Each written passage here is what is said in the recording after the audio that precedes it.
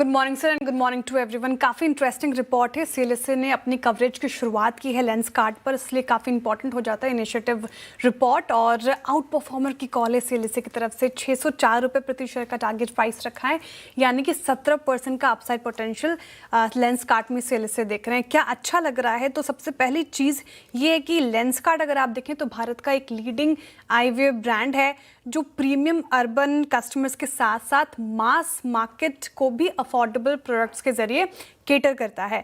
अब सीएलएसए कह रहे हैं कि कंपनी के पास इंडिया में 2609 स्टोर्स का नेटवर्क है और ऐसा सीएलएसए को लगता है कि लेंसकार्ट और तेजी से स्टोर एक्सपेंशन कर रही है और बिना स्टोर इकोनॉमिक्स बिगाड़े, तो ये एक अच्छी चीज़ हो जाती है। इतना ही नहीं, बेहतर प्रोडक्ट मिक्स, काफ़ी अच्छे इनके प्रोडक्ट्स हैं, प्रोडक्ट मार्जिन्स इनके अच्छे हैं और ऑपरेटिंग लिवरेज आगे चलकर प्रॉफिटेबिलिटी को सपोर्ट करेंगे। इंडिया की बिजनेस की बात कर ली हमने, लेकिन इंटरनेशनल बिजनेस की बात करें तो यहाँ भी लेंसकार्ट अच्छी तरीके से काम कर रही है। प्रॉफिटेबिलिटी में लगातार इंटरनेशनल बिजनेस में भी इम्प्रूव हो रहा है, तो स्टोर एक्सपेंशन, मार्जिन में इम्प्रूवमेंट और ऑपरेटिंग लेवरेज सपोर्ट करेगी। लेकिन कुछ चीज़ें जहाँ पर नज़रें रहनी चाहिए सीएलएसए के मुताबिक, लो इनकम कस्टमर्स के लिए उतने प्रोडक्ट्स थोड़े अफोर्डेबल नहीं है, तो लेंसकार्ट को यहाँ पर काम करने की ज़रूरत है।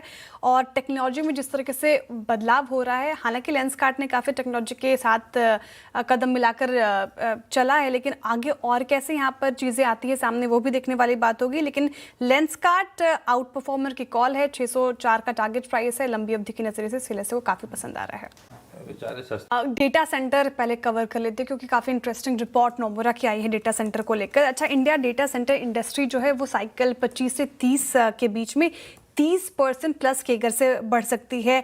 डिजिटलाइजेशन, क्लाउड कंप्यूटिंग और आर्टिफिशियल इंटेलिजेंस डिमांड को ड्राइव करेंगे। कुछ स्टॉक्स पिक्स भी बताए हैं, इनफैक्ट कुछ प्रोडक्ट कैटेगरीज भी बताए हैं जहां पर आपकी नजरें रहनी चाहिए। तो डेटा सेंटर केपेक्स का 60 से 75% हिस्सा अगर आप देखें तो सिर्फ 5 कैटेगरीज पर खर्च होता है। एक switch gear and transformers, UPS and battery systems, diesel and gas gensets, precision cooling और लिक्विड कूलिंग पर, रैक्स, बसवे, स्ट्रक्चर्ड केबलिंग पर। तो इन कंपनियों को फायदा होगा। तो ये सारी कंपनी कौन सी हैं? एबीबी इंडिया, सिमेंस, जी वर्नोवा जिसके लगातार चर्चा सीएनबीसी आवाज पर हुई है, सीजी पार और कमेंस। ये सारे स्टॉक्स को आप फोकस में रखें अगर आपको data centre as a theme play करना है, क्योंकि अगले दशक में ये पूरा जो थीम है वो एक बड़ा थीम बन के उभर सकता है। दूसरी इंपॉर्टेंट ग्लेनमार्क फार्मा पे आई थी। कल हमने स्टॉक में प्रेशर देखा, लेकिन लंबी अवधि के नज़रिए से एचएसबीसी काफ़ी पॉजिटिव है और टारगेट प्राइस पे अच्छा खासा रखा है, 16% का अपसाइड। क्वार्टर 4 के नतीजे उनको एस्टिमेट के मुताबिक ही रहे और आउटलुक ठीक ठाक नज़र आ रहा है। इसलिए अगर आप बात करें, क्योंकि यूएस बिजनेस और इंडिया बिजनेस का जो हमें थोड़ा कुछ ऑफसेट्स, कुछ सॉफ्टनेस दिखा है, वो एचएसबीसी का मानना है कि यूरोप बिजनेस उसको कवर कर लेगा। तो ये भी एक अच्छी रिपोर्ट ग्लेनमार्क पर। लेकिन कल